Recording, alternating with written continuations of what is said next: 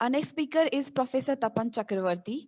So before I would expect him to take over, I would like to introduce sir to all our attendees. Professor Tapan Chakravarti is an architectural practitioner and educator for over 30 years. He is an alumnus of School of Planning and Architecture, Delhi, and Nottingham Trent University, UK. Professionally engaged since 1984 with a number of firms in Delhi and organizations like UNDP and INTAC. He also ran his own architectural practice and worked on several interesting projects. Academically engaged since 1986 in various capacities and with number of eminent institutes in India. His academic career covers several aspects of architecture and design education. He has a special interest in vernacular architecture and traditional settlements and has shared his thought at several forums across the country. He lives in Delhi NCR. He has been mentoring young architects and shaping them as good human and professionals since past 30 years. I am fortunate to have him as my teacher. Thank you, sir, for all you imparted in us. Thank you so much. Now I would like to request you to take over, sir, from here.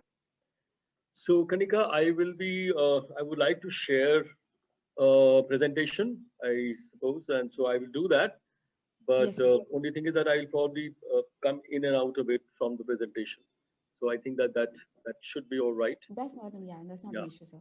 So let me see how to start. There is a small green tab right in the center. Share screen. Yeah, probably have to put this one. Yeah, it's Great. coming up. Yeah. Yeah.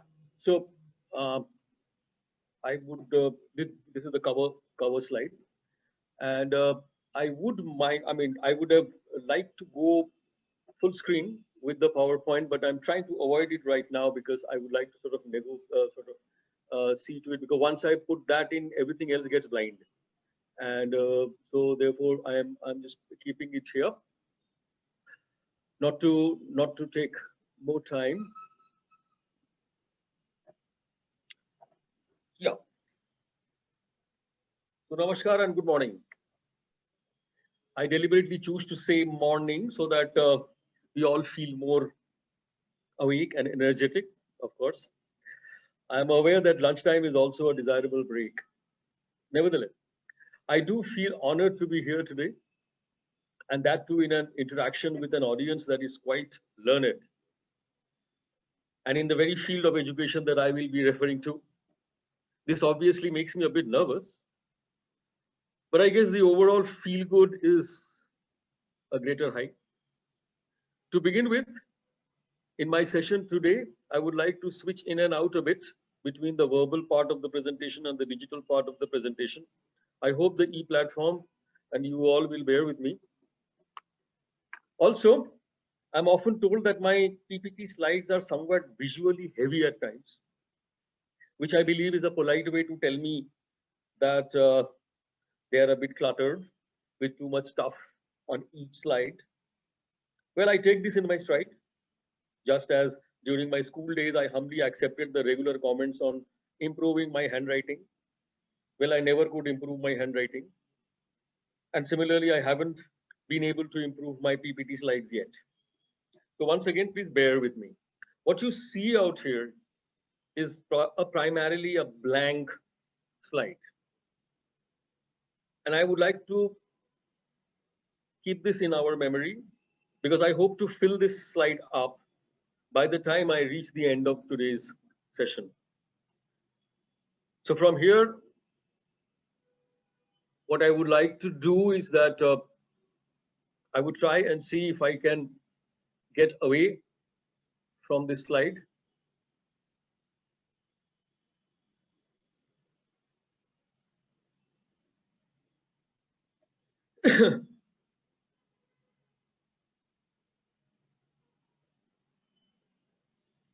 So can you, so Kanika, can you tell me how do I switch out of this slide, please?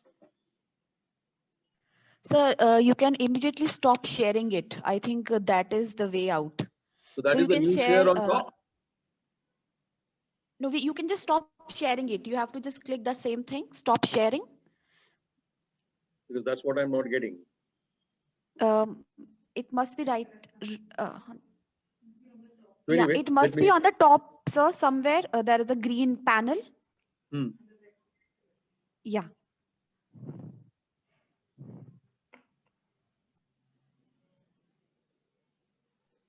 So there is a red color, it's written stop share. Yeah, that's what I was looking Yeah, at. yeah. So great. So I think that, so I'm back with all of you. I'm not an academic researcher. That's one of my issues, perhaps. But as a reflective practitioner in education, I'm prone to construct my thoughts from my personal experiences and deductions. Today is not going to be any different. And I hope you will allow me the privilege to do the same. Being an old timer, my stories often originate in the previous century and therefore tend to travel long distances in time. I wholeheartedly admit that the inconvenience cost is deeply regretted. So here goes. As a student, when I was a student, I had little concern for place, the word place of any kind, beyond living in one and using its identification only for postal address and the location purposes. Yes, a typical teenager of the times who aspires the world and wants to be the global citizen. A youthful mind that likes to use terms like culture and tradition more as intellectual banter and as mere activities to engage with for pure consumption rather than get involved with to be a contributor. In the BR's classroom studios as well, it was all about Khan and Corbu, Lutyens and FLW, where much time was spent discussing Chandigarh and New Delhi, while little was ever mentioned about Mathura, Ujjaini, or Kanchipuram. Of course, some passing references of Jaipur or Madurai did exist in the far corners of the academic discussions, but the general excitement levels there were always lower. We heard of Vitruvius many more times than our own homegrown Maya or Mandan, as we learned to identify the English bond in the black and white images of Harappan ruins. I always found this extremely ironic. When England did not exist, the bond was there in Harappa. We don't call it as Harappan bond, we call it as an English bond.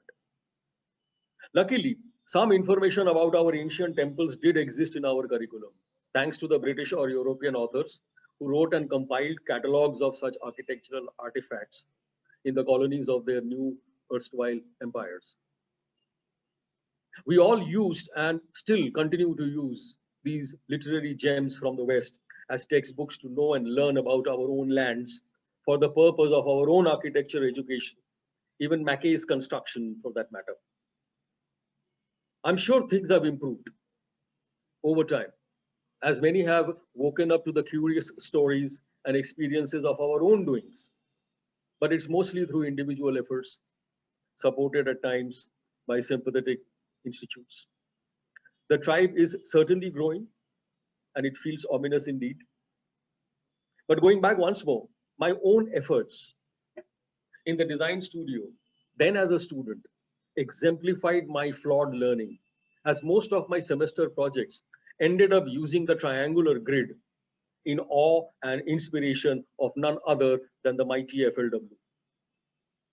My student days designed building plans were strictly based on triangles and hexagons, irrespective of the program brief and irrespective of the site being in Delhi or Kutch or Kathmandu, my first year, second year, third year. Not to mention the irrespectiveness of the urban or the rural settings either.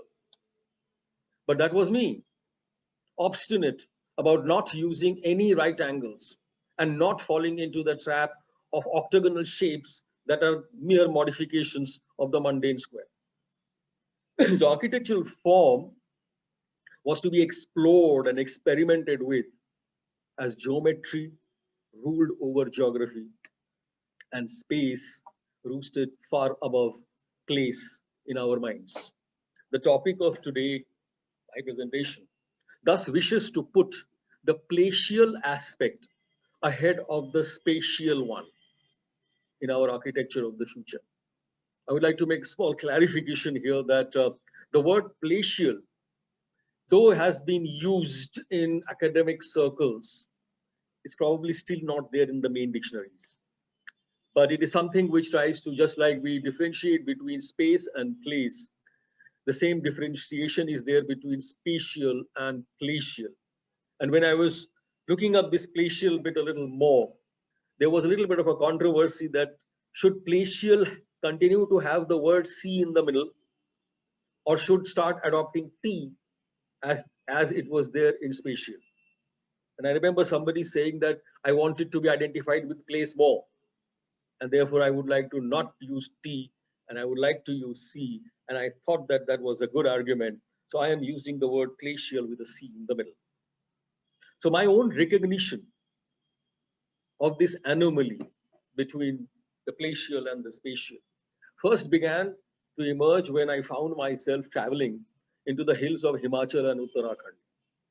My self-introduction, when nobody taught me this subject, my self-introduction to vernacular architecture, which first began in Rajasthan during my BArch thesis days, quietly led me away from the modernist world that I was unwittingly inhabiting, courtesy my teachers then, my mentors, and my all along formal education that then was prevalent across the country. This is about 40 years ago. A further foray into teaching history of architecture and theory of settlements in my college, together with a personal interest in things that are architecturally organic, helped me struggle both with time and with place.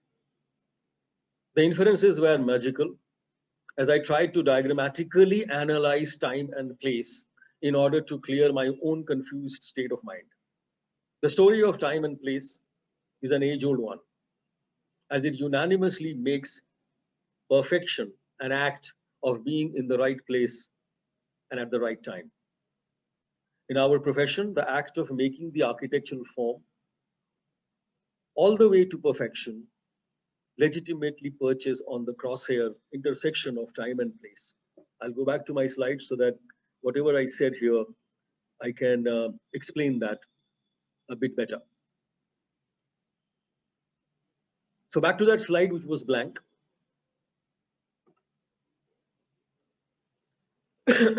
As I said, I hope this is visible. Are the slides visible? Yes, sir, it's visible.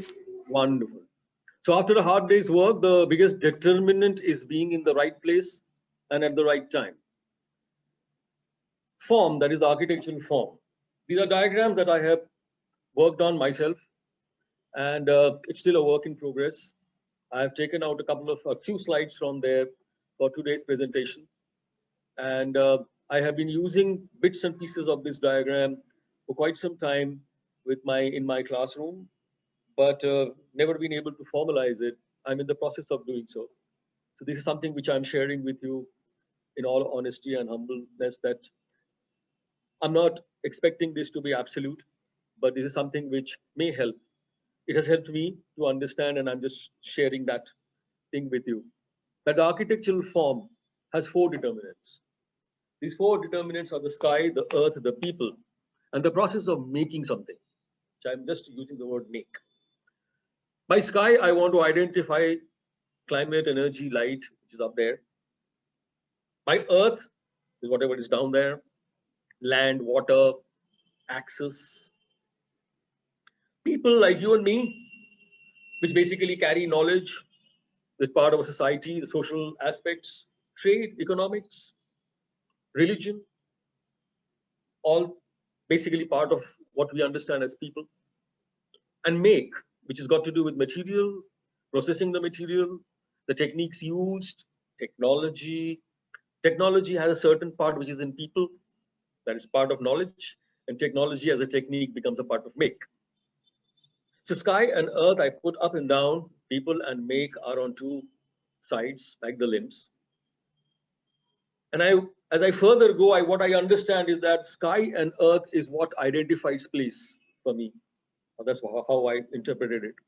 While people and make start identifying time.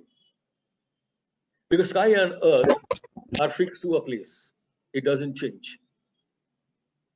While with time, people change, their knowledge base changes, society alters, trades, the way trading happens, modifies itself. Similarly, with time, material changes. Once upon a time, we were only using natural materials. Now we also have artificial materials. Processing systems change, techniques change. So time has a bearing on people and make. Time does not necessarily have much bearing on sky and earth.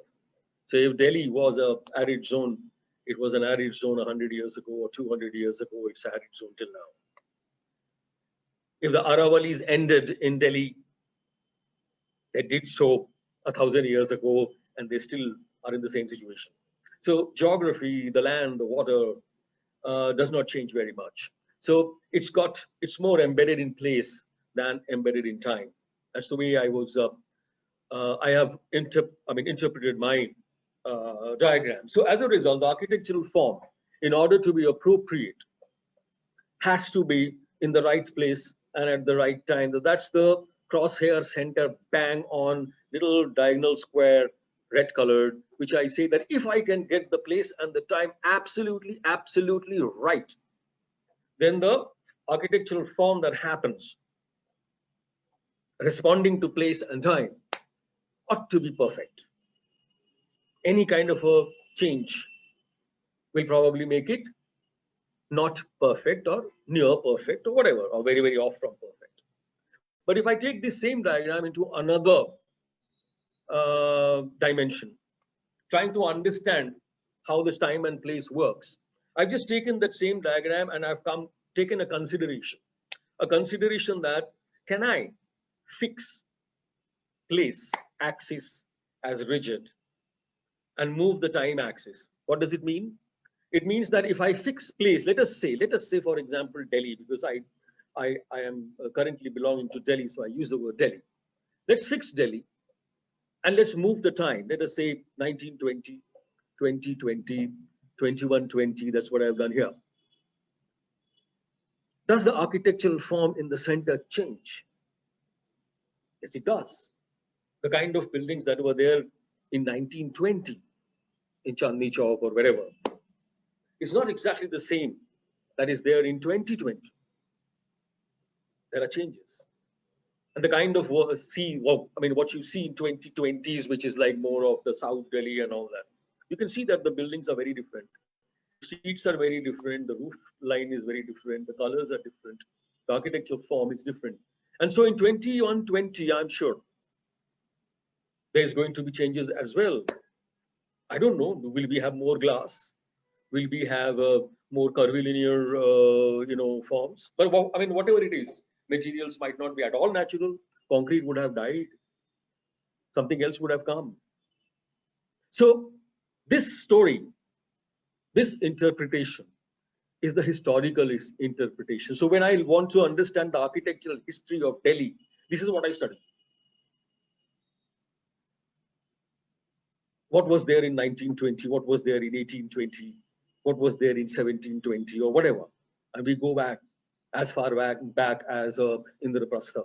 So the architectural change or the architectural form change, which happens in a static place, but on a dynamic timeline, is what is known as the historical understanding and therefore history of architecture.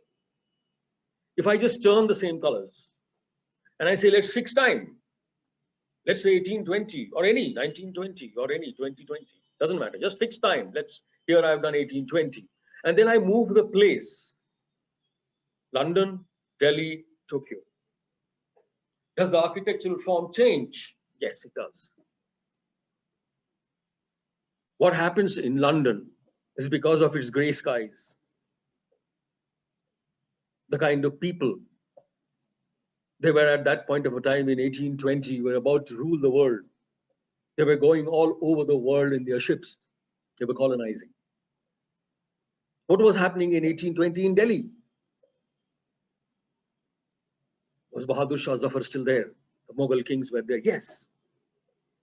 Did the fort exist? Was it living? Yes. But the forts that we had in India, London, didn't have any forts. They may have palaces. In the outskirts, they might have castles or whatever. Architectural form changes. In Tokyo, it was completely something else, where you have earthquake every breakfast, lunch, and dinner.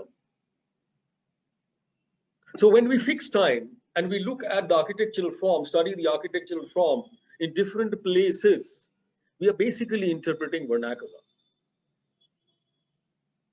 Delhi type of architectural form, London type of form, Tokyo type, and so on. So the understanding between history and vernacular for me came from here. Vernacular was place-based. And that's why in another terminology, it's often called climate responsive architecture. But for me, it's a place responsive. It also relates to the geography, the kind of things. And as I said, it started hitting me when I was traveling in the Himalayan states, that how landform can make so much of a difference to the way a building starts forming itself. So my next thing would be put that vernacular and the architecture, and I think a little more. What I get is this whole notion of time and place, which I have said is historical versus vernacular, also starts talking about monumental versus domestic. And that's the reason why historical architecture is very often understood through monuments, and vernacular architecture is very often studied through the domestic buildings. And it also relates to urban and rural. And that's the reason why monuments are very often found in urban areas only. You don't really get many monuments in rural areas, while the vernacular domestic architecture is much more prevalent in rural areas. In urban area, it becomes a mishmash. And eventually, it also relates to the artificial and the natural, and that's why the historical, the monument, and the monumental and the urban is much more human-made, artificial. While the vernacular, the domestic, and the rural is much more nature-based, closer to the natural aspect of our living, of our world. One step further, today's architecture education and practice only appropriates the time axis and further approximates the determinant called make. If you go back and just study your own curriculum documents, you will find that the amount of time that is dedicated into these two aspects, the number of hours of teaching in a week, in a semester, or in the entire 4 or 5 years that you spend in BArch, the maximum hours are in the material, process, and technique, including structures, electricity, acoustics, lift going up and down, how to use a software, technique, technology, processing. And there is also something about sociology, history of architecture, people, economics. So people and make, that's the time axis, holds the maximum out of which the make is further eschewed. The monumental and the classical and the urban, therefore, becomes part and parcel of our classroom, incorporating material, process, technique, knowledge, society, and trade, primarily artificial. Today's architectural education and practice does not appropriate the place axis and not at all approximate the earth. Whatever little we do about the place axis, we talk about something about landscape, I don't know what, not very much. We hardly talk about land and landform, geography, soil. We know that it is very important, but do we really discuss this in the class? Whatever little we discuss is a little bit of a climatology. And let's be honest, most of the climatology is basically the sun path and the wind movement and maybe some chart, annual rainfall chart, which comes alongside analysis. Never has come in the formation of the architectural form, layout, site analysis, and a bit of energy, a bit of things about lighting, but just look at the total quantity of hours spent on this, time that is spent on this. So we do not appropriate place access, and we don't approximate Earth at all. And therefore, whatever is domestic, native, rural, are far away from us, from our classrooms at least. We hardly incorporate. We do little bit climate, energy, and light, but access, water, and no way. And therefore, we are far away from the nature. And today, when we are all talking about, oh, hello, what's happening to our environment? This is our problem. This is why we are nowhere near trying to understand what's going wrong with us. And that's why our sky and our earth is polluted. Not the make and the people. The sky and the earth is polluted. So what we require, tomorrow's architectural education and practice ought to approximate both the access. I'm not saying don't have anything to do with material and technology. Don't have anything to do with politics and knowledge and society and trade. Have. But let it be balanced with the sky and the earth. We must appropriate both the access, and we must approximate all the four determinants in order to be cultural, humane, appropriate, and therefore sustainable. So there is a saying that every nice piece of work needs the right person in the right place at the right time. Taking this forward, the placiality in architectural education, which is my topic for today. The contrast of space and place has long been an active topic of scholarly discussions in many disciplines, including architecture. While spatial analysis enjoys a multitude of quantitative methods, anthropometrics is one of them. The study of place remains mostly conceptual and descriptive. It was a historical document. Tell me where this place is. Worst comes to worst, you take a map of India, then you zone out a state, and then you put the city there as a dot. And that's the end of the place. Sometimes a little bit of a history. So if I am in Hyderabad, I will talk about the Nizam. Similarly, if I am in Lucknow, I'll talk about the Nawabs. That's all that place means to us. Spatial analysis examines how objects are distributed in space. Remember, anthropometrics, grid, put an 8 by 8 grid or a 6 by 6 grid, and you can put these vehicular objects distributed well into space, which is made between two columns. So spatial analysis examines how objects are distributed in space and implications from such a distribution, including our risers and treads and staircase, and how much do you need for a good landing space. Should the depth of the landing be equal to the width of the flight? Or everything, spatial analysis, which is quantitative. In contrast, spatial analysis seeks how human experience gave rise to places and place-making processes. I'm sure you've heard this word called place-making. We keep hearing and we have no clue. We have no clue because we again look at places. We go and say, okay, can we make some place in the city? And then we go and try to see uska length and breadth kitna hai. We again convert it into space because that's how we are trained to. We are unable to go beyond our training. The spatial versus placial context reflects the relationship of the people to the land. Placiality, thus, is the renewal of the significance of a place in modern cultural theory. And that's the reason why I put that word and the topic today, just to bring that out into the open and in front of all of us.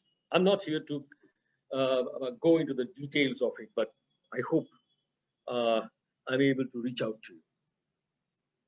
The other part was the regional challenges and opportunities in architecture education, which was actually the theme that I was given to talk to you about today, and the placiality was part of this theme that I had proposed. So when I was looking at it, I was trying to understand region. Googled and Googled, and got quite a few things. When I just put when I summarize these, region is an area, especially a part of a country or the world, having definable characteristics, but not always fixed boundaries. Boundaries are a bit hazy. Region is an area of land that has common features and can be defined by natural or artificial features. Sometimes it is the edge of the river, a natural feature. Sometimes it is just a straight line, and you will find a board and saying thank you for a visit, and now you're in another state. And maybe the barriers on the road where they're going to take the toll tax can be artificial features. Language, government, or religion can define a region, as can forests, wildlife, or climate. And regional, therefore, is pertaining to region. It's a term that is therefore a relative one, because as you saw, how you define region itself doesn't seem to be there is only one particular way. Because therefore, regional itself also becomes a relative one. On a global canvas, our country's region, or where I am right now, can certainly be South Asia or the Indian subcontinent. It used to be called Indian subcontinent earlier. Now it has somehow become South Asia, even more vague. On the political map of our nation, each state or union territory can be a region with its administrative and political implications. On a historical cultural matrix, there can be other kinds of regions as well. Malwa, Vidarbha, Bundelkhand. You keep hearing them, but you don't know where exactly are the lines on the present political map, because that's about state and that's about union territories. On the physical map of our country, regions can also be geographical. Hill region, river plains, the Deccan Plateau, the deserts, the coasts, which have distinct features that are perceptible to all. On the occupational grounds, there can also be urban and rural regions, the kind of occupations people have. In keeping with the older town and countryside definition, today urban rural sounds a little different than region, but actually town and countryside was very regional. So this is how urban and things are also there.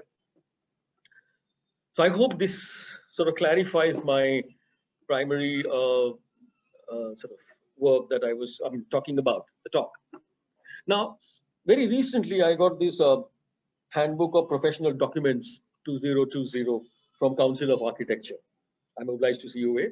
It came on its own by a courier, and it was just a couple of days ago that I was trying to flip through it, and something very suddenly, something struck me, which I thought I would like to share in this presentation today.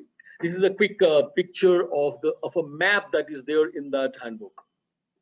I had to take a picture. It's a new bound book, so slightly, I mean, the page is not very straight, and I'm sure you can't read very much now in the, I mean, what is written in this map, but you can understand it's a map of our country where the states are given. What is written there is the name of the state and a little number in the brackets below, which basically say the architectural schools or departments, maybe schools, colleges, let's say, architecture colleges across India per state. And like in Delhi, it will be written Delhi, and in the bracket is written 6. That means there are 6 colleges in Delhi. So like this all over the country, they have given which state has got what's the number of colleges, which are obviously registered with the Council of Architecture. And when I was looking at it, just visually as an architect, that's how you keep on having your own visual reactions. I drew 2 lines on it.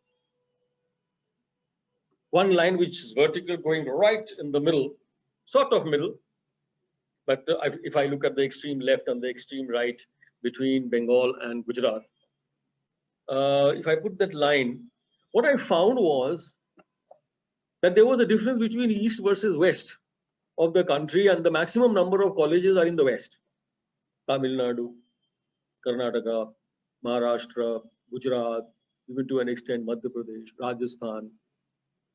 On the other hand, when I'm going to look at Odisha, Jharkhand, Chhattisgarh, Bihar, Bengal, Assam, etc., much lesser numbers. Similarly, a small line drawn just at the base of the Himalayas. And I find that, okay, anything north of it or northeast of it, there's hardly any colleges versus the rest of India. So there are certain belts where colleges are almost not there. And then while I was flipping through, I found a very interesting chart in that same handbook. Okay, I mixed up a couple of charts. So I made this table, which I thought of sharing, state-wise distribution of architecture schools and departments or colleges, and the registered architects in those states throughout India. So what you see, there are two tables, basically because I couldn't get all the names of the states in one table, one go. The way I have put it is that Maharashtra on top because it's got the maximum number of colleges, 103. Tamil Nadu, the next 76. Karnataka, next 42, and so on, till I reach in the second table Pondicherry, there is only one. Of course, Meghalaya, Mizoram, Goa, Chandigarh, and Pondicherry all have 1, 1, 1, 1, 2. And then below that, Ladakh, Sikkim, etc., Daman and Diu, Andaman and Nicobar, they don't have any college. So on the left-hand side of the column, left-hand side of the state column, that column is the number of colleges. The right-hand side column is the number of registered architects in that state. Now, I'm sure people would have moved a little bit, but it won't, I mean, the data wouldn't be grossly off. And there are 4 states that I have highlighted a little bit. It's more in black instead of gray. I don't know if it's visible. On the left-hand side, it is Karnataka and Delhi. Karnataka has 7,000 plus registered architects and 42 colleges. Delhi has more number of registered architects, 9,600, and has got 6 colleges. Just look at this, this relationship. On the right-hand side, Goa, having 771 registered architects, has 1 college. And Manipur has 109 registered architects, but no college. That basically means that all the people who are registered architects practicing in Manipur, none of them have studied in Manipur because there isn't any college. Same probably is in Goa. 771 registered architects. I'm dead sure all of them are not from that same one little college that is there in Goa. And if so many students in 42 colleges of Karnataka are studying, and Delhi has only 6 colleges, am I to understand that the registered architects in Delhi, many of them or most of them are not from Delhi itself, or at least hasn't studied there? Now you may say, so what? It's one big country. Anybody can go anywhere. Of course one can. But remember, we were discussing partiality and regional challenges and opportunities. I do not have direct pointers there, but this is something which I would say that if it is something which is interesting me, maybe it might interest some of you. So I'm just simply sharing. So this is from the Council of Architecture. We have to basically figure this out for ourselves. This is the data right in front of us. Nobody has done any data crunching. I just put them into, and there are certain questions which are floating. If these questions have an answer or not, no, not yet. As I said, this book was there just a couple of days ago. So I end this part at least. The 2 most important requirements for a major success are first, being in the right place at the right time, and second, doing something about it. So my next set of slides, using that region thing of a student and the college, extension from that Council of Architecture map. Let's take a scenario 1. Region A student. I mean, A can be anything. Let us say A could be UP. Region A student moves to study in Region B college. So A is one region, B is another region. And I said the region can be state, like you, Uttar Pradesh and Karnataka. Region can also be like hill versus river plain or desert. So somebody who is living in Sikkim is studying in Rajasthan, Jaipur. So a region A student moves to study in region B college. What happens?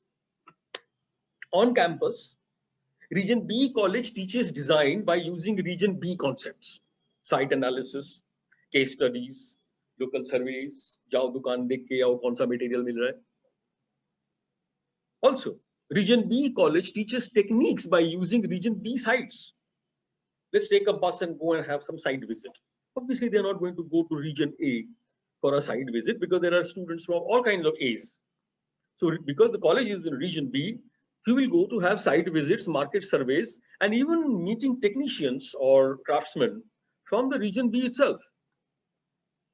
Region B college teaches experience by using region B experts, guest lectures, master classes, outings. Today is slightly better because we are mostly online, so we can get experts from various parts of the country. But when physically the experts had to be present in the campus, then region B would get experts from region B itself.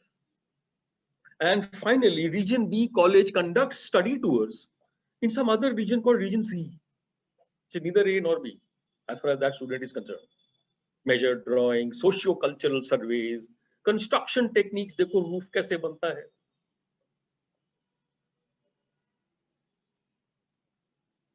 Finally, the region A student becomes a graduate or a professional of region A by B. Why? Because he will carry some memories of A because that's what his house home was. He was born and brought up there. Entire schooling happened there. So he does carry memories of A. But now being in college where he's been trained, he's carrying memories of B. And because his study tour was in region C, he also carries a little bit of memories of region C. But okay, that may be very tiny. So I'm just telling him, I'm just mentioning here that he becomes a professional of region A by B or AB. Eventually, this region AB graduate for work either returns to region A or goes to another completely different region D as well. I know of people who have moved from Bengal, studied in Delhi, and now working in Mumbai.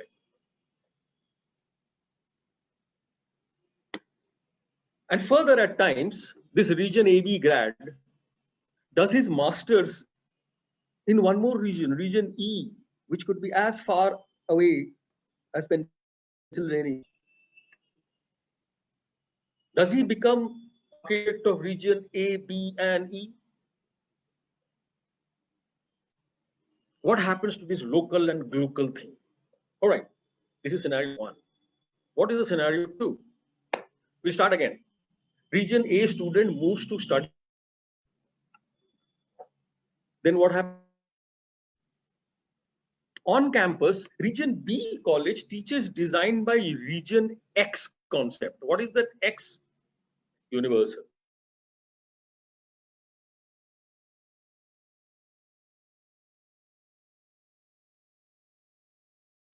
Cultureless. I'm getting something that my internet connection is slightly audible. Yes, sir, you are Hello. audible. Okay, Though there was fair. some slight, there was interruption in between. However, now it's okay.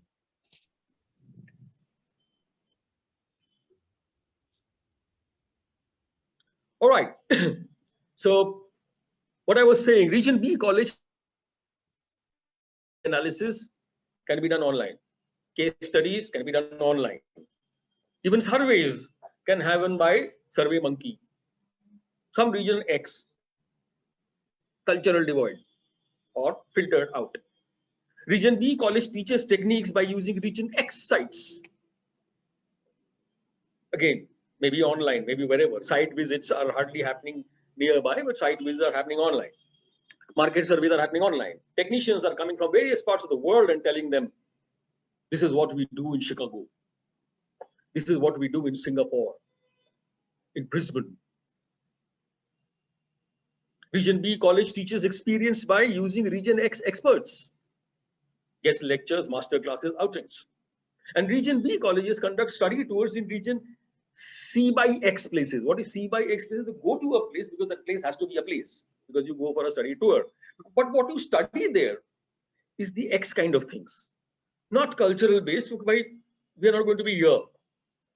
Let us simply look at, do they put nails into their wooden battens, or do they put screws, or do they just stick them by Fevicol? So kind of, again, the measure drawing, the socio-cultural hardly happens. It becomes more of construction. Finally, the Region A student becomes a grad or a professional of Region X, where the memories of his Region A are removed or diluted. Memories of B are not fed into him. Memories of C have already been filtered. So all that he has is memories of X. He's a world citizen. Eventually, this Region X graduate or a professional works returning in Region A back to his home and puts glass facades in Meerut. Region X grad or professional works by moving to another Region D, and it doesn't matter to him because whatever he makes has got nothing to do with any region. It's a Region X, and you can put any value to the X. And further, at times, Region X grad masters in a Region EX, because even E knows that there are different kinds of grads are going to come to do their masters. So they also sort of, completely sanitize, the cultural aspects. So what they teach, and finally, this young chap who was once upon a time from Region A has become a Region X to the power N. Universal architecture. And that's the reason why you go to Mumbai or you go to Bangalore or you go to Kolkata, you will see the same kind of buildings, elevations. So if I just show you a modern building elevation with a blank background, and I say, "Batao, which city is it from?" most of you will draw a blank. I was looking at some of the housing schemes, pictures and photographs, and I was amazed that the government housings building elevation in Lucknow looks the same as in Bhopal, looks the same as in Western Delhi, and anywhere else. If I go, so that's what is happening. That everything has become X. They say the secret of success is being at the right place at the right time. But since you never know when the right time is going to be, I figure the trick is to find the right place and just hang around. I'm sort of coming to the end of my presentation, yet not. I'm sorry, holding you back. So this blank thing that you can see now, if you remember from the first slide, which I said that I will like to fill it up by the time I am reaching the end, I'll do that. But after I unshare myself a bit. So my last part, which I would like to talk to you about, away from the slides, that the human being has often demonstrated its nomadic characteristics, and yet it is the settler who eventually created the civilizations. These are the civilizations that we inhabit and engage with today, and architecture is an important part of that. The itinerant human traveled out of his place, but only to return to his own place. He's an itinerant. He goes out, does certain things, and comes back. But he comes back. While the migrant human moves over to settle again and create a new place. Delhis and New Delhis, Yorks and New Yorks, Amsterdams and New Amsterdams before New York. They all are a part of that. Always there seems to be an invisible tie between a place and a person, and eventually a people. It is the place which gives the identity to a person, and these identity markers are way too often, not always, but way too often, worn by us both in letter and in spirit. Our surnames, and at times a part of our names, clearly indicate the place of our origin or the native place. Our cultural identities are deeply rooted in the place we belong to, our habits, tastes, likes and dislikes, looks, speech are way too often the reflections of the place that we are associated with. We are thus willy-nilly always identified with place in some way or form or the other. I was born in UP, but the moment I say my name is Tapan Chakravarti, everybody says, oh, Bengali Dada. I've never lived in Bengal. I've never lived my entire life. I'm more than 60 years old. I've never lived in Bengal, probably even at any given point, even for 6 days. And yet, just because my name is Chakravarti and my first name is Tapan, oh, Bengali Dada. And then they will go again. Oh, you must be liking fish. My taste. Can you sing me a Bengali song? I said, look, I don't know any. And they can't believe. And I'm sure there are people who would say I look like a Bengali. Okay, fair enough. My habits are like that. All right. I spend more water in my bathroom. Right? Because Bengalis obviously always did. And my family did. So I picked it up. Yet, technology, the way it is defined since a bit less than a century, defies the logic of place, primarily by impacting the role of time. While we're talking about time and place, it is technology that has constantly done more in less time. That's what technology is about. Kam time mein zyada kam, including the act of covering more distances in less time. So it is this ability of technology that has helped uproot our place-related roots as we nomad ourselves over large swaths of space and blur the threshold of place. The steady loss of glacial identity, the gradual demise of cultural artifacts, the rise of standardized uniformity across large extents of land, familiar and unfamiliar, is the eventual result. Should we allow this or should we not is a question which I would like and prefer to leave with you for your own inferences to be drawn. This is because for myself, I do believe in place and time as both complementary and eternal. So we'll go back to that slide, which was primarily blank, and I would wish to fill it up as we reach the end. So once again, for a few more slides, let me put it across. Remember this slide. What am I doing to the next one? Is my slide visible, Kanika? Yes, sir, it's visible. Yes, sir. Great. Yes, sir. Wonderful. Thank you. So the left-hand column, which was architecture, the physicality of shelter of a person, has long evolved into the physicality of place for the people. Shelter तो बहुत जगह मिल जाता है, hotel में भी सोने को मिलता है, लेकिन वापस आके घर में सोने को अच्छा लगता है या नहीं? Architecture, then quite rightly, is about places and peoples, rather than simply limited to spaces and persons. Architecture education, on the contrary, has tended to stagnate with space as its unit of thought, while keeping place merely as a location. Remember, address. In reality, it is the place that ought to be the unit of thought, or that's what I understand. Place should become the unit of thought, and the space should remain as a unit of thing. जब हम लोग बताते हैं कि space से place कैसे बनता है, place is a thought, space is a thing.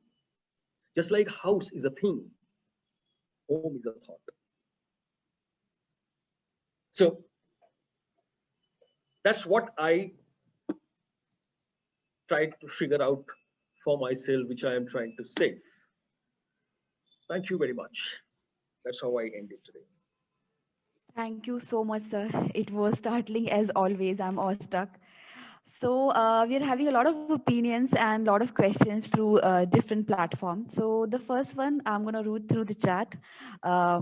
The person is applauding, first of all, for a wonderful presentation and engaging narration.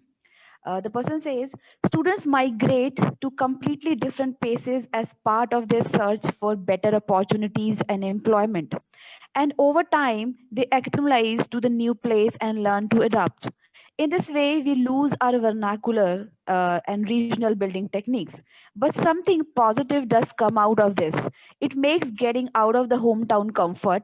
It's also the discoverer who advances our society, who keeps adapting to changes, who introduces new technique to his hometown. It's how our new cities are built. Please express your views on the discoverers. Agreed, totally. Agreed, totally. And in fact, to say that the human being should never migrate would be going against the grain of the human being. Even if the theory is right that all the human beings first were born in Africa, well, if that is true, then I came in India because somebody somewhere a million years ago migrated. So migration is something that is always there. I'm not saying so, that it wouldn't be. But does that mean that when I have come to India now, should I be actually learning about Africa only?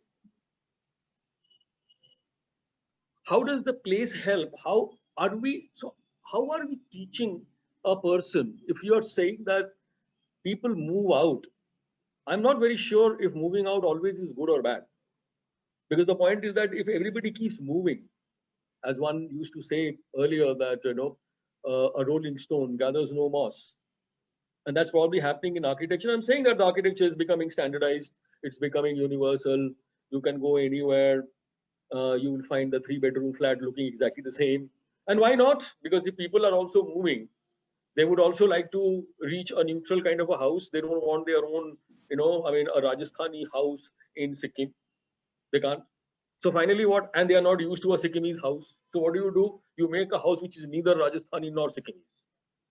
And that's the way.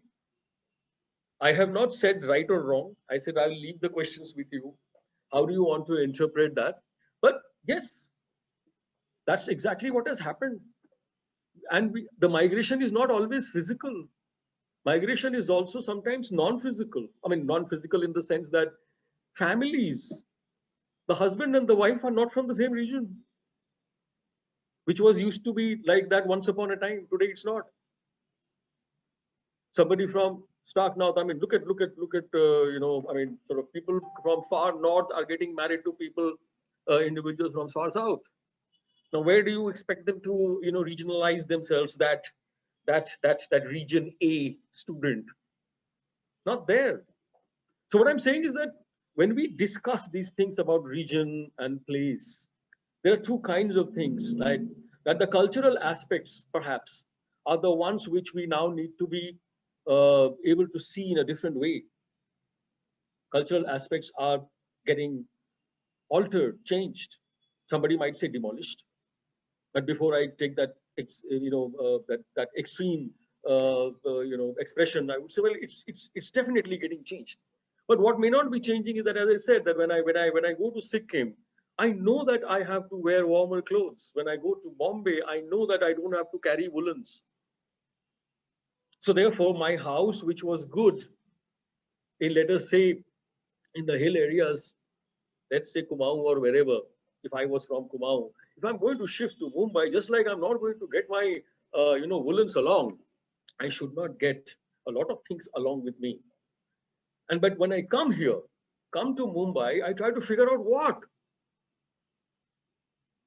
But can I at least appropriate Mumbai in Mumbai? Similarly, I should be able to appropriate, let us say, Almora in Almora, be able to appropriate Guwahati in Guwahati.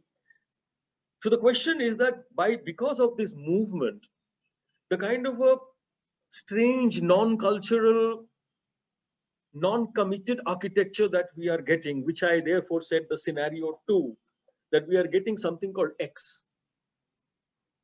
And the person is becoming x to the power n. Is that necessary or not? Is a debate we can now start happening. I don't have the answer. But I can definitely recognize what's happening. And that's what I'm sharing. And we don't always need to have a perfect answer anyways. In architecture, we never had anything called right and wrong. So I don't know if I've answered your question to the extent that you wish to, but this is my response. Kanika. Thank you, sir.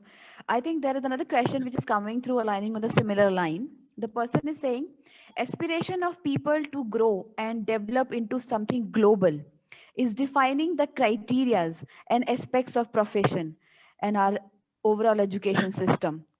What do you suggest? Yeah, I have a problem with this thing called grow. Because when I look at the corporate sector, when everybody, all the sales and the marketing people keep saying that we have to keep growing. Come on, we have an earth. The earth doesn't grow. So in the process of growing, what has happened to the earth is something we all have to understand. So growth is a word that I have a problem with. Change, not a problem. Move, not a problem. Alter, not a problem. Spread out, not a problem. Growth, yes. So, but that's personal, extremely personal. So when I'm saying that growing aspiration, I get very scared. Aspiration, everybody must have. I will always say have an aspiration. But when it says growing aspiration, I get very scared. I get very scared because I understand that aspiration to hua nahi, grow pehle ho gaya. And so that is what. So becoming big, it's like a tumor. It's like a tumor which, if it grows, I'm very, very worried. As long as it stays there, even a tumor is fine, even if it's negative. So, yeah, I think that's the way I would like to respond to that. I am fine with aspiration, as I said, and I said we will move. You cannot ask the human being to stagnate. It never did in the last 1,000,000 years. And so now to say, hey, hello, you are an Italian, don't you dare go to US. I mean, that will be very silly and that will be stupid and that will not be natural. But the point is that do we recognize this change? Do we recognize, or we just leave it as an aspiration of a career? But do we understand that this shift in a place because of a career aspiration is a shift in a place, because you didn't shift in career? And that's why the word partiality. So do we understand that change? So if I want to go from India to Canada for aspiration, as I said, do I carry some extra warm clothes? Or we say, nahi ji, hum to ja rahe hain, aspiration career ka hai. But no, we identify if Canada is as warm or as cold as Sri Lanka. Right? So we do that. So that's what my indirect response is. Yes, Kanika. I think that was wonderful. Thank you, sir. There is another question coming from Muzaffar Ali. The person is saying, how to develop contemporary interest in students' design thinking through spatial design pedagogy? Please suggest some experiential thoughts. That will be very difficult because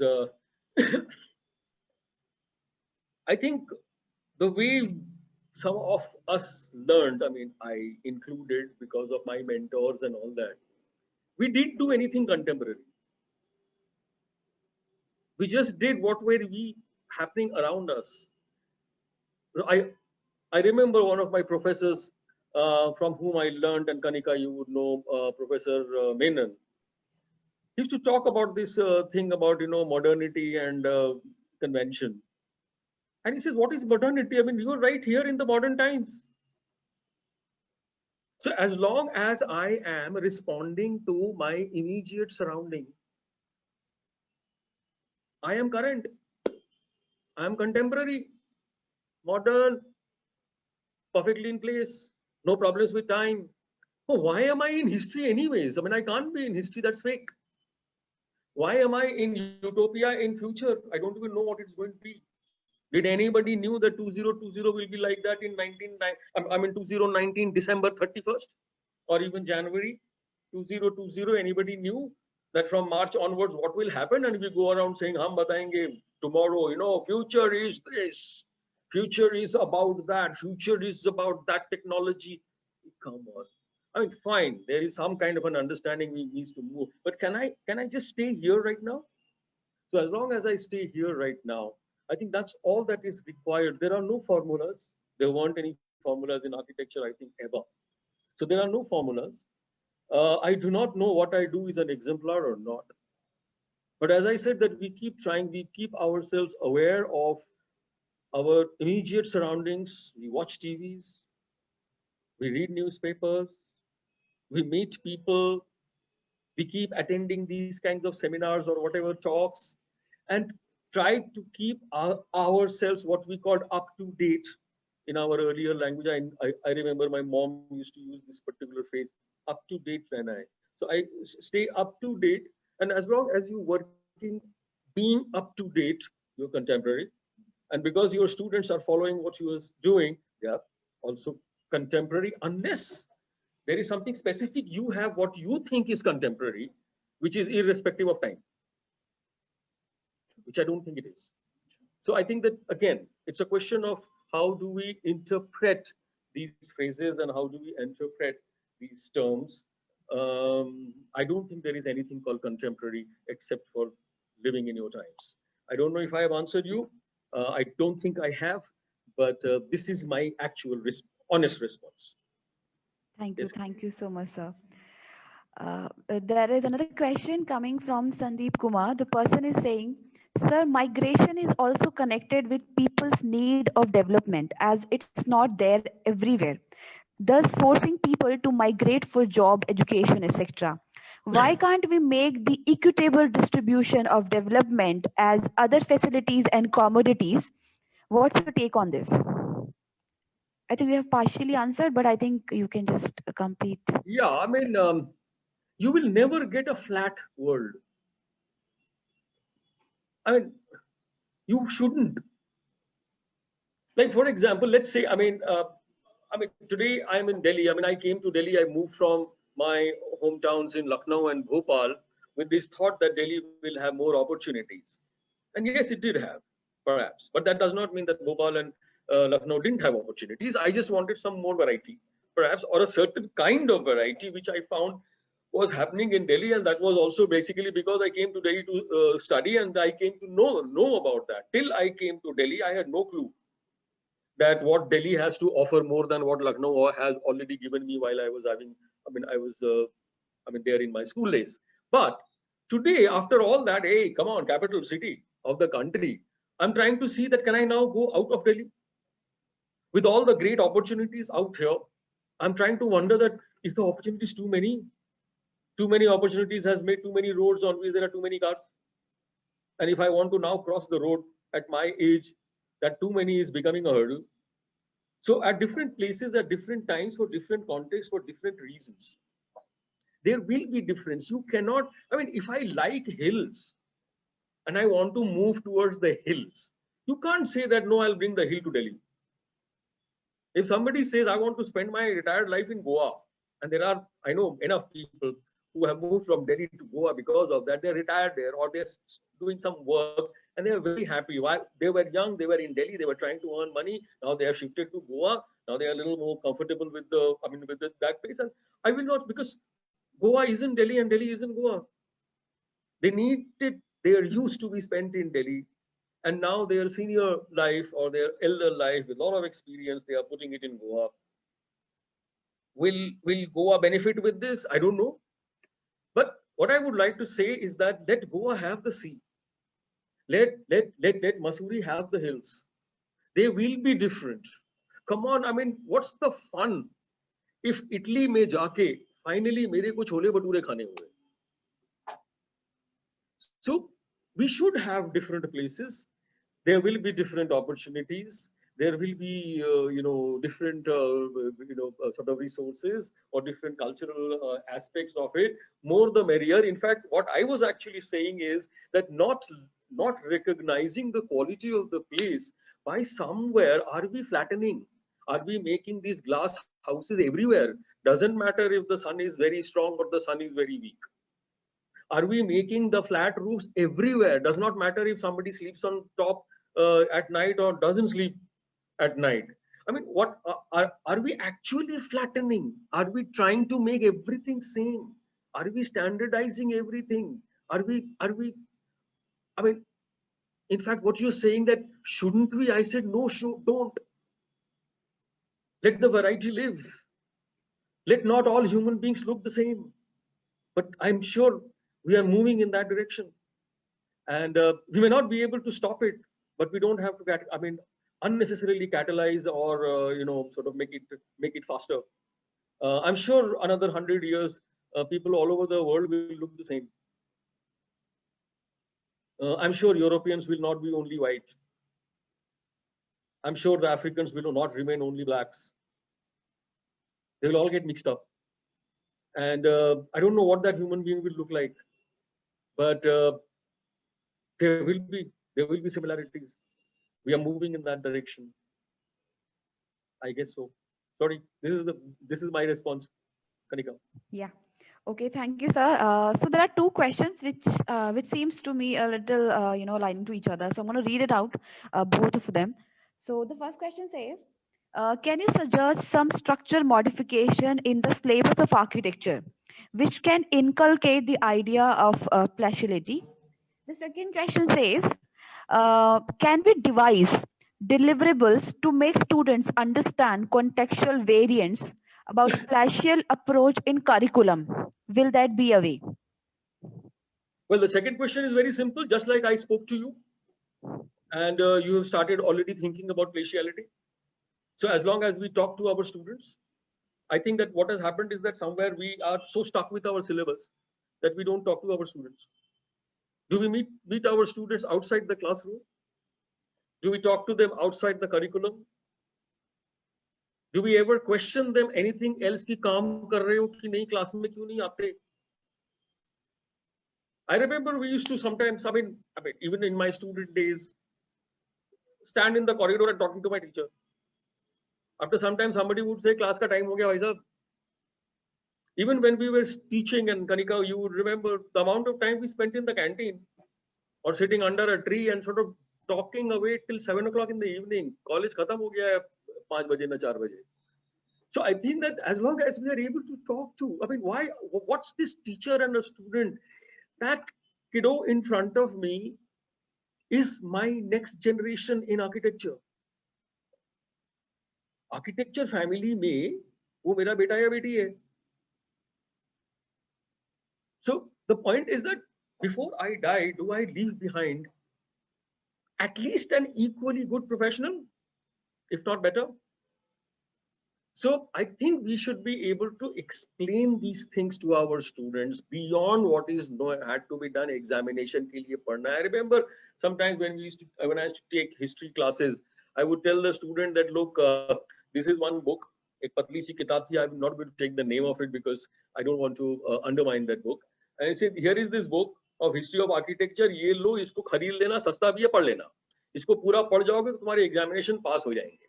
Now let us start our history classes, which have got nothing to do with exams. And I'm saying, examination crack karna is like a child's play. These students who come into graduation have already cracked enough exams. They just need a little bit of a hint how to crack the next one. And the rest of the education can actually happen outside it.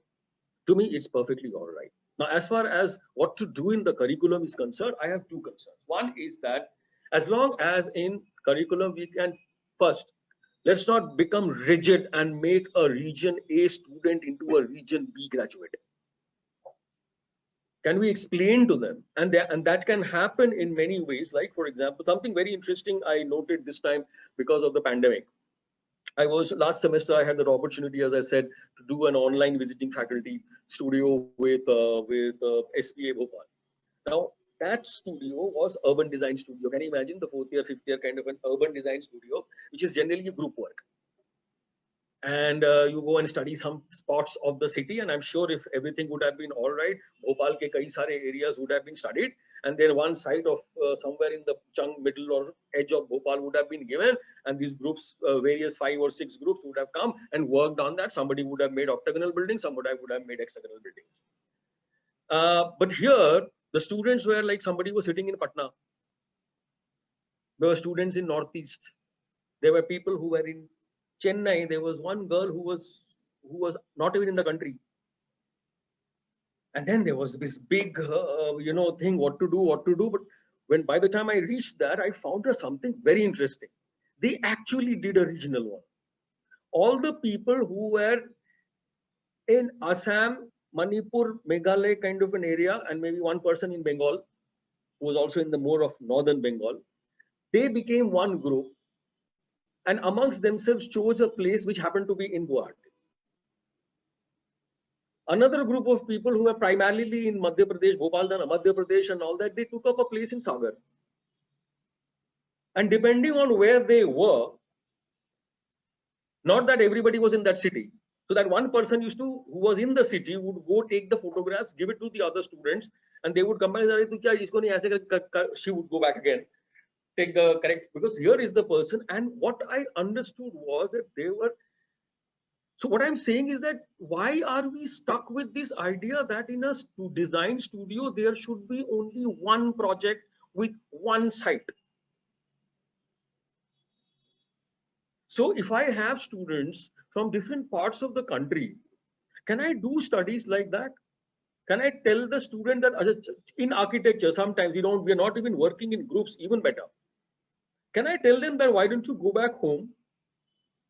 Remember, technology has reduced distances. Go back home, choose a site in your place, come back. Because the project here is to make a house. Project in this semester, let us say, is to make a house which will roughly accommodate about 3 sleeping spaces and stuff like that. Not exactly. And but you go and make a house, choose a client from your own locality. As an architectural designer, all that I am trying to see is that how a person creates a program and how does the program get translated into a layout, and how that building starts looking and how does material being used. How does it become important that everybody in the class must have the same site, the same program, the same material, the same number of plans, the same number of elevations?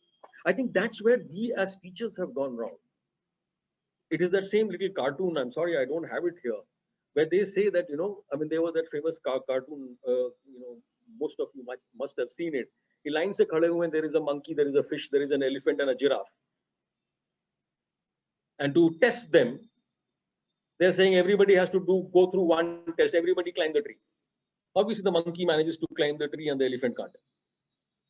But why is the test for the monkey not different from the test of the elephant?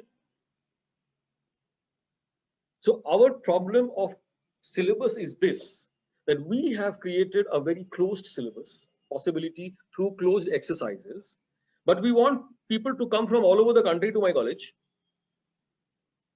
And then I put all of them through the funnel into one little place, the city that I am staying in. And then I am putting up my arms and saying that, what do I do? We have to devise differently our studios. That does not mean that we will not be teaching them space, anthropometrics, all those things, construction, darwaza kaise judta hai, छिटकिनी kaise lagti hai, we all do that. But the छिटकिनी, the way they put, let us say in Manipur, and the छिटकिनी that the way they put in Bangalore may not be the same, and we don't have to stay stuck. Allow that flexibility. The moment we allow the flexibility, the student, who is also a human being, probably as intelligent as I am, I'm not the most intelligent person in the classroom, that person will put 2 and 2 together and say, but mere Bangalore mein छिटकिनी aisi lagti thi. My very good friend from Manipur puts a छिटकिनी like this. And whenever my teacher takes me to a local site, the छिटकिनी is on a third way. Does that mean छिटकिनीs can be done in 3 ways? And if it can be done in 3 ways, why not 30 ways? That student will think, provided I allow that space. But if I don't allow that space and I tell him, idhar udhar nahi dekhna, ye छिटकिनी jo maine dikhaya, waise hi dekhne ka. So that person doesn't think that anything beyond that is right. And then he goes and puts that छिटकिनी everywhere. Our teaching. So that's the thing in syllabus. I hope I had made sense. Yes, Kanika. Yes, so I think there are some questions that are coming through. I'm going to read another one. The person is saying, a typical architecture is cheaper to duplicate and develop. Will our cities in the year 2060 resonate with the same concepts and all cities look exactly alike? because all developing countries are in the mad race of introducing massive structures, larger freeways, and metro rails. Our problem, the problem is in your sentence right there, which is not your making. What do we mean by developed countries? Basically, you're trying to say that all those countries who had more people dying out of COVID, is that the definition of development? Yes or no? So those guys branded themselves as developed countries. Sorry, maximum number of people died in COVID, right? So, well, that's not definition. Now, finally, they are saying they died because they were developed, right? Because they know, I mean, much more hygienic, and you Indians know live in unhygienic conditions. Aage bolo, yeah, because of that, your immunity level is higher. So, I mean, what happened? So, development means that my immunity level goes down. Thank you very much. So, just because they are doing that in an idiotic way, do we have to do that? And I think you use the word right, copied. Why should we copy? I mean, did God had a problem sharing brains when I was there up there before I was born? I don't think so. I think I was given that brain. My only problem is that my education system tells me not to use your nut. Go and look at them. I gave it in my talk. All that I heard when I was doing B-Arch was Louis Kahn, Corbusier, Frank Lloyd Wright. I adopted the triangular grid. I said so. Why Frank Lloyd Wright? Why triangular grid when I know that all my temples, and I came to understand that later, all my temples were made on squares of different ways of juxtaposition and overlap. Nobody taught me that. Nobody taught me that. Somewhere in our architecture colleges, we are in the wrong shoes. I'm saying throw away the shoes, yeah. Stand barefoot. Let's look at what is there right around. As I say, just like in time, let us learn from the past. Let us project something in the future, but let us live in the present. The same thing goes for place. Let us look at that side. Let us look at that side. But where is my foot should also be looked at and understood. Am I standing on what kind of ground? Is it stone underneath? Is it sand? What is it? Just because I'm looking there, I don't even know where my foot is. So I'm saying, but I'm not saying only look at the foot. Don't look at the other. Please look at them. In fact, the more you look at everything, your own clarity will be much better. It's only when we are, sort of not able to see beyond our tip of the nose. And I think that thinking does not take money or permission. Doesn't matter who is heading my department or who is heading my university or my state or my country or whatever. I have a right to think. Maximum it will happen. I may have lesser right to speak out, express, do, but thinking, nobody can take that away from me. So very clear. Let us look at what, and I also mentioned in my talk that I have seen a lot of young faculty members taking that step. I've seen faculty members who actually are talking what we complained about, sort of years back. A lot of young teachers today across the country are taking some absolutely fascinating, wonderful steps. There are few institutes who are also supporting those young faculty members, and that's my hope. All our hope, everybody's hope. It's there. And I mentioned the tribe is growing. All that I'm saying, that is the tribe we should all start becoming. Not follow that tribe. Be your own tribe. Be your own tribe. Make one yours. I think it's possible. Today in this online world, everything is possible. I can have my own little WordPress. Nobody can stop me. I can even publish without going to a publisher and say, please, मैंने ये लिखा है. कुछ नहीं है, उठा के upload कर दो. देखता हूँ क्या होगा. As long as I am not being rude, As long as I am not being unparliamentary, as long as I understand the basic etiquette, world is there. So I don't know. I think you can go ahead and do it. What exactly you should do? I mean, very difficult for me to say it here because the point is that everybody will have their own way of doing things. As I said, unlike engineering and unlike many others, we don't have a formula. What works for me may not work for you. What worked for you may not work for me. And that's fine. Just work, apply yourself. I hope even if it's tangential, it is the answer. Thank you. Yeah, Kanika. Yes, thank you so much, sir. I think I want to take another question. The person is basically extending his opinion about your saying and asking a question. The question is from Onkar Kulkarni. The person is saying, how far we can be agree that this problem of flattening is driven by builder and construction industry and market demands? I think the person is seeking your opinion. Of course. Why am I telling that those guys are different and I am different? They are living in the same time and place as I am. What have I done as an architect so that the builder listens to me? Builder has its, I mean, every time, every place, in every kind of an economy, there will be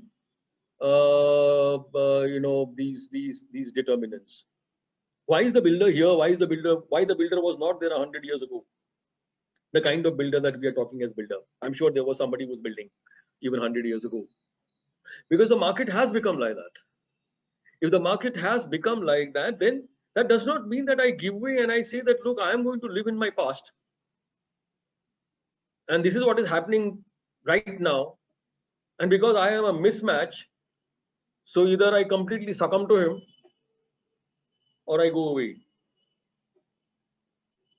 Basically, what does the builder want? Builder wants, he's a businessman. He says, this is the money that I'm going to put, and this is the money I want to get back. आजकल मकान ज्यादा बिक रहा है तो हम मकान बना के पैसे बनाएंगे. अगर आजकल जूते ज्यादा बिक रहे होते तो मैं मकान नहीं बनाता, जूते बनाता. Because as far as he is concerned, he is not bothered about the building. He's not bothered about architecture. He's bothered about putting in some money to construct or make something, selling it off and getting a little more money back. Now, ये जो बीच में जो एक है कि building बननी है जहां हम आते हैं, can I make a building better for the user, for the builder to build? Now, if we land up in this kind of a mindset that अच्छी बिल्डिंग में प्रॉफिट नहीं होता, गंदी बिल्डिंग में प्रॉफिट होता है, then I think somewhere things are not totally right. Not totally right with us. No, I don't think so. But yes, the pressures are high. My only point is that why aren't we even a minuscule part of the entire pressure group? Why are we always standing there as victims at the receiving end? Do we have an existence? Are we in a position to, मैं देखता हूं कोई doctor को बोले ये तुमने जो दवाई दी है मैं ये दवाई नहीं खाऊंगा, तो थप्पड़ मार के निकाल दिया जाएगा बाहर. But when I say that, look, this is the room, this is the window that is required, at least 8 out of 10 people should simply say that because he's an architect, he's saying so, he must be right. Do I reach that level? As far as I know, most of my non-architect people stand there and say, ah, you guys, architects, nah, you take money from the builder and you take money from the, sort of material suppliers and all that, I mean, nothing, and you ask us to spend more money. That's the kind of impression that we have done or we have been capable of branding in the society. Shame on us. And then we go around the world saying, builder aisa karta hai, minister waisa karta hai, aur ye aisa karta hai, wo aisa karta hai. Come on. Where did we ever, in the last 50 years, made this promise to ourselves that this profession's credibility is going to be not given to me by somebody else, will be made by us, and everybody has to listen to it. I think it's possible. Because I'm a professional, not a trader. Council of Architecture, written down. I'm not a trader. I'm a professional. Can I stand on it? Don't give me this nonsense that खाना कहाँ से मिलेगा? वो trader का language है. Professional का language नहीं है. खाना मिलता है. How many architects I know who are totally unemployed and begging on the streets? I have not seen one. Not even today when they say that there are so many architects. I was so glad to know one of, a couple of years ago, I was there in one of the seminar kind of things, and this girl comes up, and the young girl says, "Do you recognize me?" And I said, "Slightly familiar, but no clue. I have taught in now half a dozen colleges. I was your student." I said, "Wonderful." And then she says, "Sir, you know where I'm working?" I said, "Where?" "Almora." I said, "Wow." 10 years ago, when I was trying to do a project there, I was looking for one architect in entire Almora who can look after on my behalf the sites. I mean, okay, I'll do the work, but I can go there once a month or once in 40 days. Can that person once in a week can just go and check up and solve the queries of the people? And there were none. All that I found was draftsmen turned architects, civil engineers pretending to be architects, but not a single qualified architect, not even a diploma holder. So when she comes and says, "My husband and I, both BArch, have started our practice," I said, "How are you doing?" "Fine." I didn't want to ask them, "Do you have a couple of BMWs?" I'm sure they didn't. But the smile on their faces and the color on their cheeks, the kind of environment Almora has, showed that they were happy. How many of us are ready to move out now that one sees 9,000 or something people in architects in Delhi? Can we please spill over? Glass is full. We say that 75 to 80% of the buildings or houses in this country are not made by architects, because those 75% are in the 75% of the country where no architects are there. That's what? That growth in aspiration, growth. Why did I move from Bhopal or Lucknow to Delhi? Why? I mean, what's wrong with Bhopal and Lucknow? But at that point of a time, my mind was working differently. But today, as I said, as distances have become smaller because technology has come, it's not a problem for me to stay in what I call a small city, and every time I hear कि Delhi में एक exhibition लगा, I can just fly out, come to Delhi, see the exhibition and go back. At that time, I thought Delhi में सारे exhibition लगते हैं, सब छूट जाएगा, I'll remain dumb, I must be here. Well, maybe at that time, yes. Today, doesn't make sense. So that girl who studied in Delhi, went to Almora and worked, met me in a seminar in Delhi. Not in a shadi ka party, seminar. She could come. The highways are faster now. It couldn't have been possible 40 years ago. So it's up to us. It's completely up to us and a rethinking. Once again, slightly tangential answer, but that's my response. Kanika. Thank you so very much, sir. I think a lot of appreciation is coming through the chat box and through different platforms. I just want to mention one appreciation coming by our next panelist, Dr. Subhajit Banerjee, sir. He's saying Yes, that she with will. all due regards to Professor Chakravarti, sir, I heard a lot about you. I really wish I would have been a student of yours with regards. I'm sure you have been students of some very interesting, important, and equally knowledgeable, teachers. And why do you only leave learning? I still learn. I'm not saying I'm a student, finished by those, but I learn from all over the place. I mean, today, Mr. Akhtar said a few things which I'll carry. And I was remembering Dr. Bipasha mentioning something that, I mean, Dr. Akhtar had told her something, and I immediately said, people, period. I am using the T, time. So he managed to convert the time with a P with the people. So place, people, and period. Right? Was I saying something absolutely unique or different? Not at all. And today I'm carrying that word period back with me. So Shubhrajit, I mean, it's so easy to keep, keep your eyes and ears and just take on.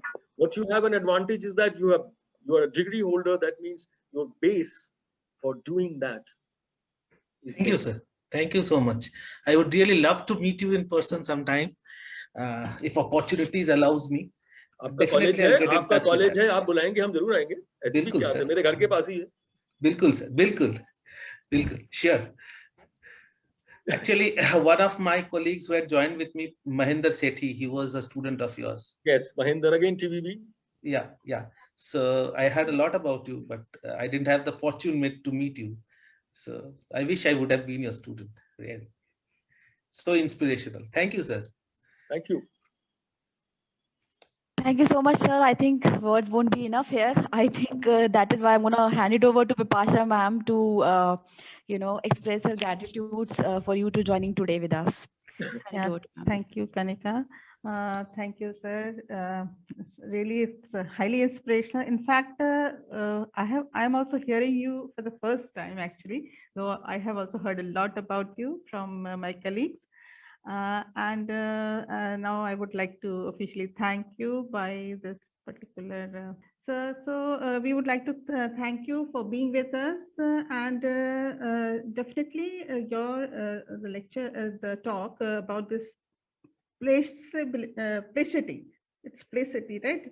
And the difference between spatiality and the placity is quite, there is a very thin line, but it's so well explained with respect to the people and the person. Again, there is a very thin line between the two. Like again, the place has more of substance. That is what I understood. And of course, the place manifests the experience and the aspirations of the people. So it was a wonderful talk.